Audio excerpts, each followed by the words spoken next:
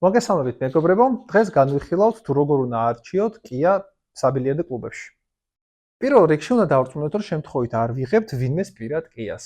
ძირითად შემთხვევაში საბილიარდო კლუბების კიები არ გამოირჩევა ვიზუალით. შესაბამისად, თუ გადახედავთ, აი მაგალითად ეს ჩემი კია არის, ეს კლუბის კია არის და ძალიან რთულია, რომ აგერიოთ რომელი არის პირადი და რომელი არის საბილიარდო კლუბის, მაგრამ დააკვირდით აუცილებლად.